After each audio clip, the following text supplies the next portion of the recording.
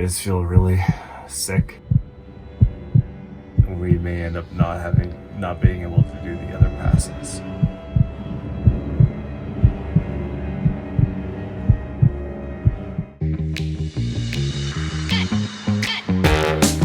Hi, we are Liz and Alex. For the past 10 days, we've been hiking up the 3 high passes and Everest Basecamp trek.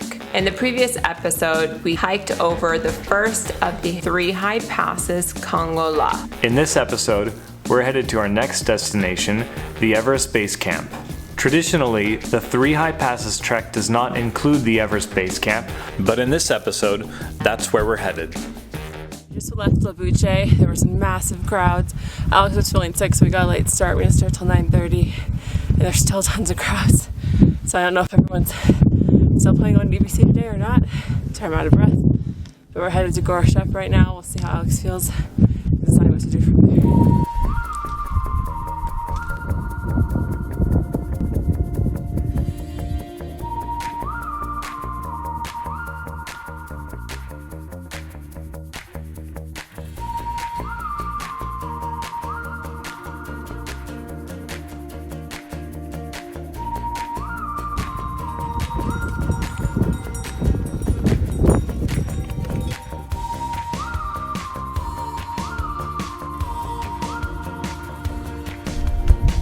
Yesterday just exacerbated both of our sicknesses.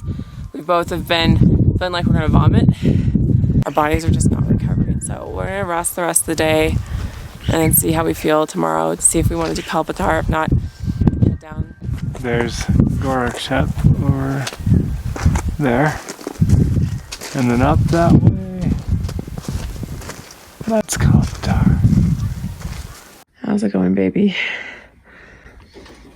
My sore throat has gotten worse, I think. Although now that I've stopped moving, the acclimatization feels okay. I just feel really sick, a little bit out of breath. Got this bad cough. Yeah, so we just heard downstairs that it might only be a 1.5 hour walk to EPC. No, 2. Or 2 hour walk and a 1.5 hour back. We're gonna just chill. That's the plan. I got my Kindle. This is actually a pretty nice place we're staying at. Buddha Hotel and Lodge. They actually have big beds. 2 double beds. You feel miserable, it sounds like. Yeah, I don't know what's going on. I would theorize that it's the combination of both the sickness and the acclimatization. I've also been up really high for a long time. I think the sickness is preventing me from acclimatizing, and the acclimatizing is preventing me from recovering from the sickness. So I've got like a wicked fever right now. I feel super hot.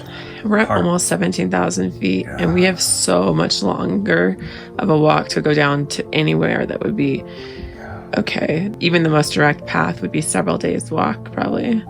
My resting heart rate's been between like 96 and 100, which normally for me it should be like 60. So it's like working 50% harder than it usually does. I don't know if it's fighting this fever or if it's trying to acclimatize and failing, but... So we're thinking we're gonna have to go down tomorrow. We may end up not being able to do the other passes, which sucks. But we want you to be okay. We don't want you to be miserable. Don't go up in elevation if you're sick.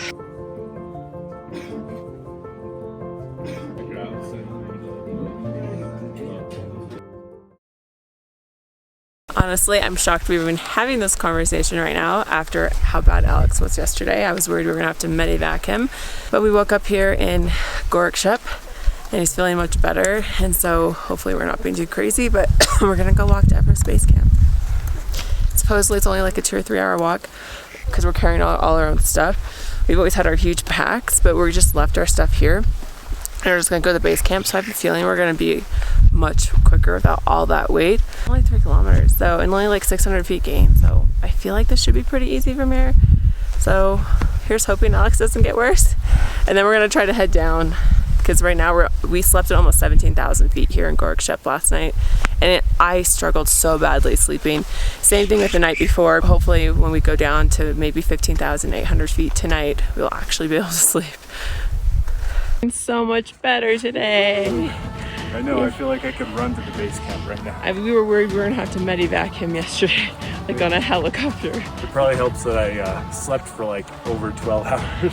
Yeah, and I got like 2 hours of sleep. So hopefully we don't reverse positions now. But look at it, he's being a little speed demon.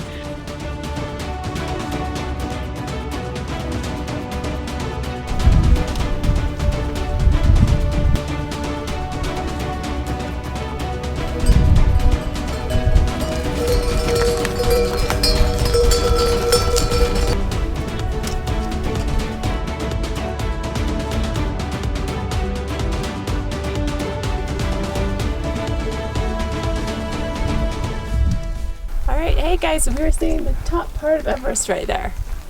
We will put an arrow towards it or something so you can see.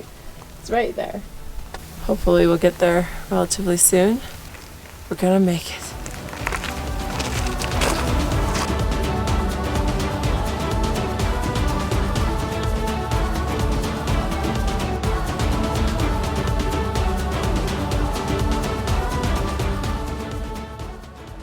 So we're not sure if this is the base camp. One of the things about not having a guide, don't always know exactly where it is. We were told there's a sign. So we detoured a bit. Apparently, I think we went to the old base camp, but the new base camp's way over there. And that's where all the people are, so.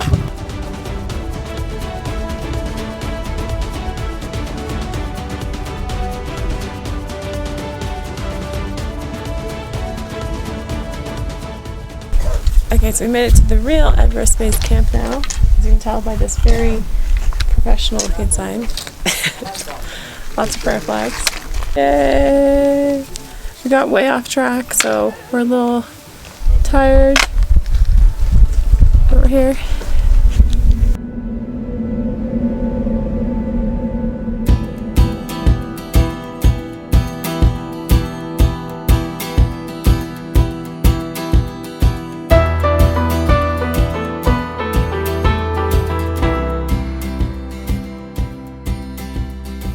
Aside from a mild headache, I feel pretty good, but I know that going back up is going to be a bit of a struggle. How's it going, honey? If I explain to the camera why vomiting is the worst at high altitude. No, but go ahead. So you know when you vomit, how you have a hard time catching your breath anyways, even when you're at normal sea level. When you're at altitude, you have such little oxygen there, and when you vomit, it literally feels like you're gonna pass out. Can't catch your breath quick enough.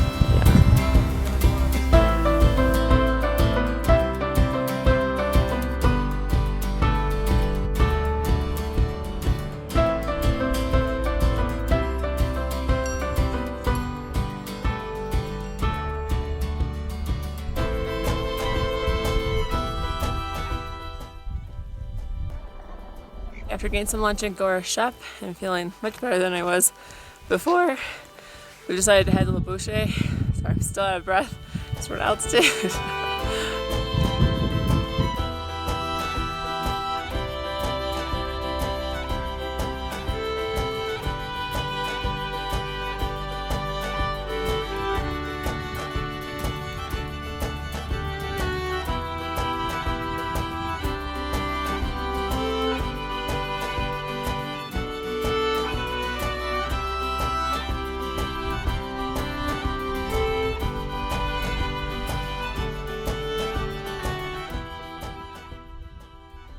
We made it back to our place here in La Bouche. So tired. I think we both have major headaches right now.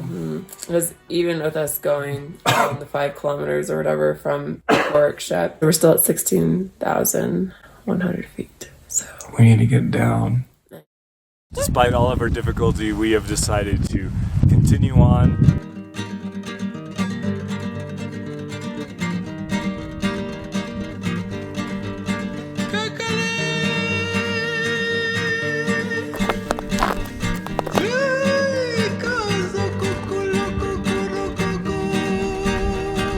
excited. It's not the time of year for climbing Mount Elbrus. It's like in April. Everest. What did I say? Elbrus. No, that was the mountain we climbed a few months ago. Clearly that high altitude is getting to me.